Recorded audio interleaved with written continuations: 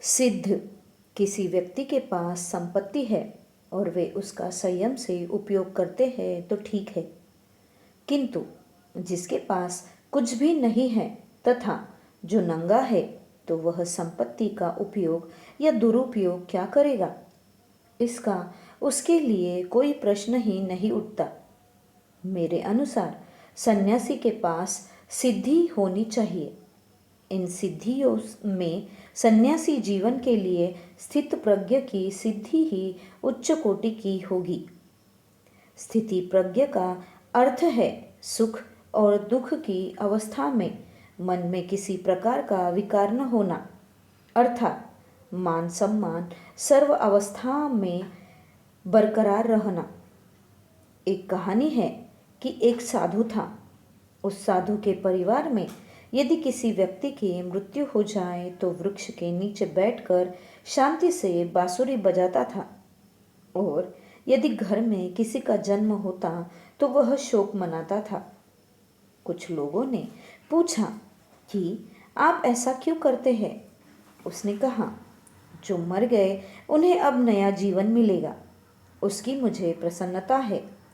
यह जो आदमी जन्म ले रहा है वह प्रति सेकंड मृत्यु के मुख में जा रहा है, इस बात का मुझे शोक है।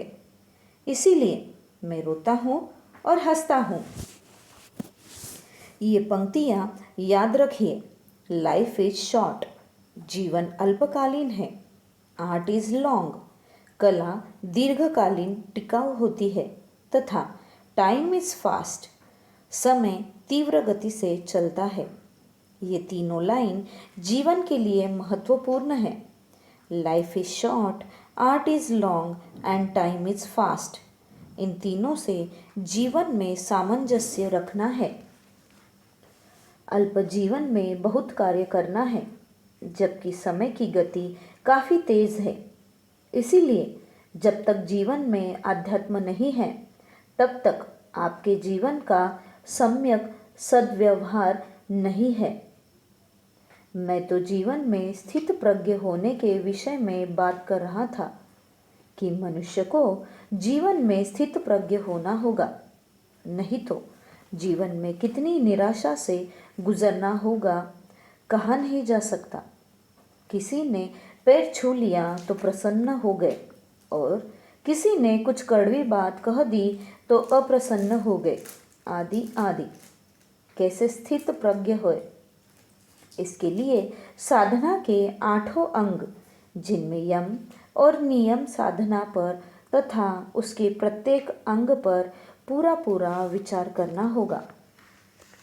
क यम साधना, इसके 5 अंग है।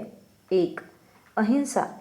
भगवान बुद्ध को अहिंसा की सिद्धि थी, इसीलिए उनके आश्रम में शेर तथा बिल्ली एक साथ पानी पीते थे। 2 सत्य। हमेशा रुद्ध का प्रयोग होना चाहिए। केवल समय और परिस्थितिवश महान कार्य करने में कोई दिक्कत पड़े तभी सत्य का प्रयोग किया जा सकता है। सत्य के नाम पर हर वाक्य में असत्य भाषण ठीक नहीं है। इसके लिए मांस साधना का प्रयोग करना होगा। 3 आस्तेय। बाह्य और मानसिक रूप से पराई वस्तु को नहीं लेने के लिए सोचना चाहिए। 4 अपरिग्रह। अपरिग्रही होने से अजगरी वृत्ति की सिद्धि में सहयोग होगा। 5 ब्रह्मचर्य। वस्तु जगत के साथ ब्राह्मी भाव से कार्य करना तथा प्रत्येक कार्य में मधु विद्या का प्रयोग करना। ख नियम साधना। आंतरिक जगत हेतु नियम साधना आवश्यक है। ये 5 है। 1 शौच। इसमें सार्वत्मक शौच, व्यापक शौच, बाह्य तथा आंतरिक शौच पर विशेष ध्यान रखना चाहिए। 2 संतोष। हम भौतिक, मानसिक और आध्यात्मिक प्रगति के लिए प्रयत्नशील रहे, किंतु उनके परिणाम के प्राप्त होने पर उसे प्रसन्नता से स्वीकार करना चाहिए। 3 तप। अपने को कष्ट पहुंचाकर दूसरों की शारीरिक और मानसिक सेवा ही तप है। इससे घृणा पर विजय प्राप्त की जा सकती है। 4. स्वाध्याय। सन्यासी में व्यवहारिक ज्ञान के साथ साथ दार्शनिक ज्ञान भी होना चाहिए, जिससे दुनिया को समझाया जा सके। यदि आपके मन में कोई प्रश्न है, उसका उत्तर बिना अपव्यय के पाना चाहते हैं, तो ध्यान में पूछा जा सकता है। वह सबसे सटीक उत्तर होगा। यह उत्तम प्रकार का स्वाध्याय है। 5. ईश्वर प्राणिधान। इसका परिणाम सविकल्प समाधि है।